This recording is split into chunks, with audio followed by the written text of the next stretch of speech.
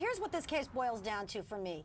Did O.J. conspire with a bunch of his friends to do something illegal, like let's get guns, bust in and take stuff that is not rightfully ours? Or did he agree to do something legal, which is, hey, buddies, come help me go retrieve my own stuff, and no mention of guns? Yeah, that's the legal analysis, Lisa. But what's the real world analysis? The real world analysis is not everyone is created equal under the law. And clearly, O.J. is nobody's favorite person in the world, but he has the right, like anybody else. If this were anybody else, this case wouldn't go anywhere near a courtroom. This would be taken care of much earlier than this. Wait, guys coming in with guns and taking stuff? Come on! This is a whole convoluted situation. Would just ignore that over property. This case wouldn't. This is not a robbery case. I think without this the is guns, not a robbery. yeah, I think without the guns, you're right, David. But with the guns, I think law enforcement would be concerned. This would be dropped down to a misdemeanor. Nobody would be going to jail. It's because it's O.J. And you know what? These two cooperating witnesses, they're going to be destroyed on cross-examination. Totally. I believe the defense attorneys are going to destroy them. They may end up helping O.J. in the end when this is all said and done. It's a total setup for O.J. It really is. All right, Gene Cassars, you told us about one of the. David Schwartz, let's do a little analysis here and take a look at a couple different scenarios. If one scenario is O.J. Simpson is going to get his stuff, right, and goes there, and someone happens to bring a gun on their own, right, and he is invited into that hotel room and then grabs stuff that he believes belongs to him. Is that a crime? No, it's not. I mean, for the conspiracy, you need some planning. O.J. has to have knowledge that there is a gun. I mean, obviously, technically, under the law, if he planned this whole thing out and he planned the guns and everything else, and they were going to go back and take this property, certainly, under the law, technically, there is a crime being committed. I just think he's being singled out. It's a selective prosecution. How about this? And I don't like to see that. How about if, in fact, the men with the guns are properly licensed and they have a license to carry a weapon?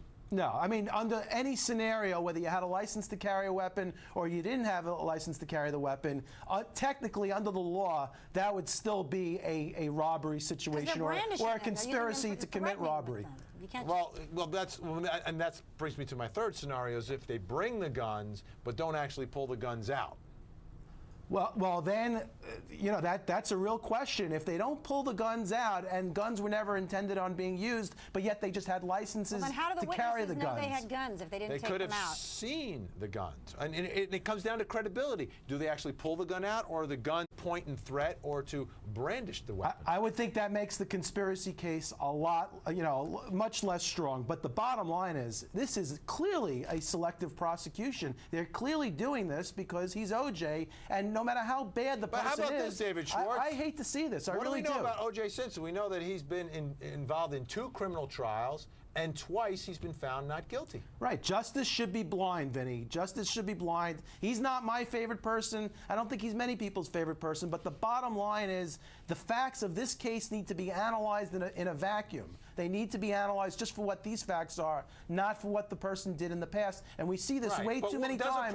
This is your life, O.J. Simpson. We're going to get you this time. But does a prosecutor ever want to try a case, especially a high-profile case like this, with the chance to lose? No. Number one, O.J. Simpson has a great track record. He's 2-0 in criminal trials.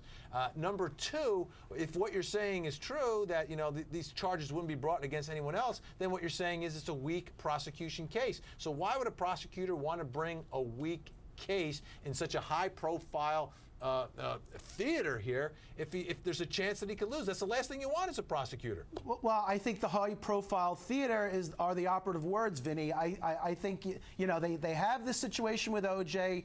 They could get a lot of publicity on this. Yeah, there's a chance to lose, but they have a chance to win, too. And you know what? We don't know everything, Gene Cassars. We do not know everything. We're just learning, for example, in the last couple of days that Walter Alexander is going to say, O.J. said, bring guns to the caper. I mean, that is key to me, and caper is my favorite word as applied to this case. Okay, because that puts O.J. in the criminal conspiracy and saying, bring guns. Now, Walter Alexander's credibility is going to be on the line and say, I see this as a he said times 8 case, because there's a lot of different men who are going to have a lot of different stories. But we don't know everything that the prosecution has.